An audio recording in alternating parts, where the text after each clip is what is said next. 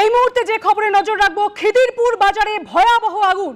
আগুনের মোকাবেলা এলাকায় দমকলের 20টি ইঞ্জিন।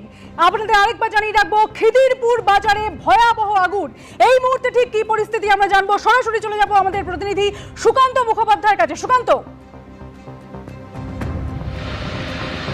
দেখো সরাসরি যে ছবি তুমি দেখতে পাচ্ছ, খিদিরপুর বাজার, এই হচ্ছে বাজারের অংশ। পিছনের দিকটা হচ্ছে ফলপট্টি।